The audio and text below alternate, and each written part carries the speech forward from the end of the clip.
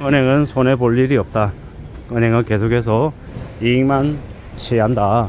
땅 짓고 헤엄치기다. 실적 잔치를 벌이고 있다. 이런 얘기가 파다합니다. 은행이라고 하는 곳이 2024년 들어서 1, 2, 3분기까지 해서 벌어들인 돈 순이익이 16조가 넘는다고 합니다. 믿기 어려운 금액이죠. 그럼에도 불구하고 앞으로도 금융권들, 제1금융권은 DSIB 은행이라고 하죠. 그 5대 은행은 계속해서 잘 먹고 잘 살 거다라는 겁니다. 제2금융권은 단위농협, 축협, 수협, 새마을금고, 저축은행 이런 것은 엄청나게 몰락하고 무너지고 망가지겠지만, 그럼에도 불구하고 제1금융권, 우리, 하나, 신한, 그리고 이제 농협중앙회 이런 곳 있지 않습니까? 여기는 제1도 마찬가지고 탄탄하다라는 겁니다.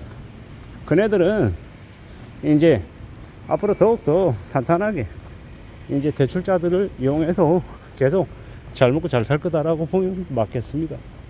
그게 이제 무서운 얘기죠.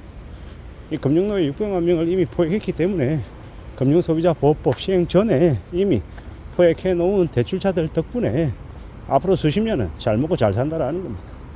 지금도요, 이 가상금리를, 이 주택담보대출 하단과 상단 금리를 계속해서 조금씩 올리고 있죠.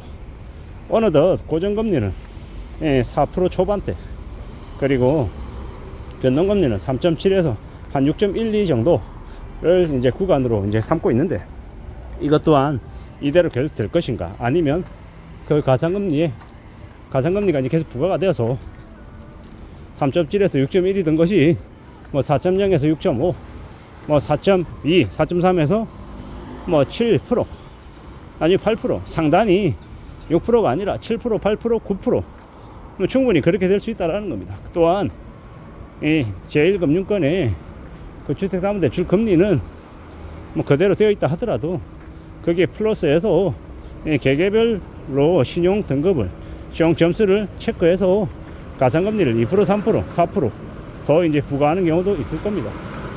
그리고 영끌한 사람들은 제1금융권에 있는 주택담보대출로만 대출을 일으킨 게 아니기 때문에 그네들의 실질 이자 부담은 훨씬 더 크죠. 그네들이 예를 들어 7억을 빌렸어요. 그러면 단순 계산해서 대출금리가 4% 이러면 7, 4, 28에서 1년에 이자 부담을 2,800만 원 하고 끝내는 게 아니라는 거죠. 한 5억 정도는, 한 4억 정도는 3%대, 4%대 대출 이자로 하고, 나머지 금액 5천만 원은 예를 들어서 예금 닦은 대출로 6%, 7%를 내고, 그리고 또 어떤 거는 마이너스 대출로 7%, 8%짜리 해서 8천만 원 내고, 이런 식으로 끌고 모아가지고 낸 대출이기 때문에 그들이 실제로 감당하는 이자 부담률로는 따지면은 이자율이 3%, 4%가 아니라 7%, 8% 이미 그 정도를 부담하고 있을 수도 있다라는 겁니다. 잘 따져봐야 되는 거죠. 앞으로 금융권들, 특히나 은행들, 제1금융권은 여전히 잘 먹고 잘 살고 여유로울 겁니다. 그래서 지금 주가도 높고 배당도 빵빵하죠. 배당도 7%, 8%, 9% 이렇게 주고 있습니다. 근데 두고 보자고. 이게 계속 그네들이 대출 많이 해주고 이 매출 늘어나고 이익 늘어나고 배당 많이 해줄지를 말입니다. 앞으로 시간이 지날수록 제2금융권들, 새마을금고, 저축은행, 단위농협, 수협, 축협 쪽부터 해서 연체가 터져 나가기 시작하면, 그들부터 먼저 몰락하고 망가지고 나면 제1금융권들도 그 여파를 같이 받는다라는 거죠.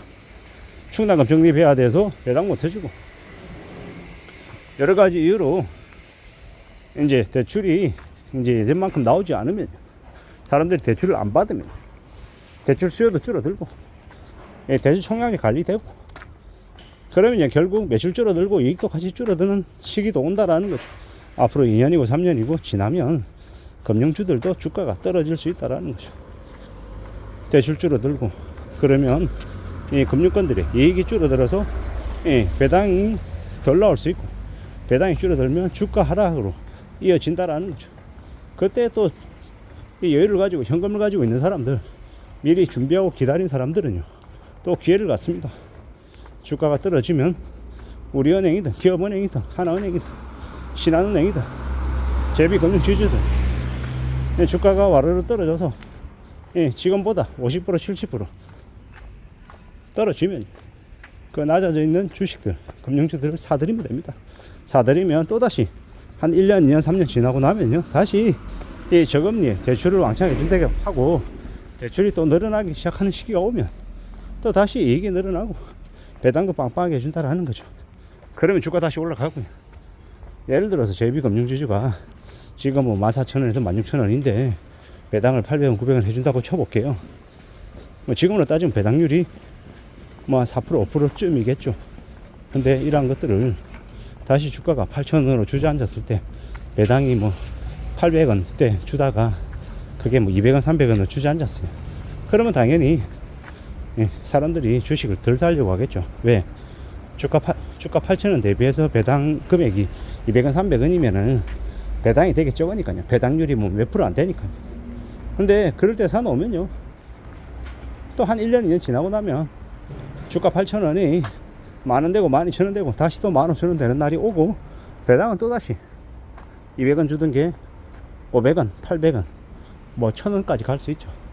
그렇게 되면 결국 주가 8,000원일 때 산 사람들은 다시 배당 수익률이 10% 혹은 뭐 15%까지 되는 것도 이제 목격하게 되는 거죠. 15%까지는 안 가겠네요. 한 12%, 13%. 근데 이제 그것 또한 이게 쉬운 일이 아니죠. 기다릴 줄 알아야 되는 거죠. 인내할 수 있어야 되는 거죠. 은행들이 대출자들에게 돈을 빌려주고 이익을 취하잖아요. 가상금리도 먹이고.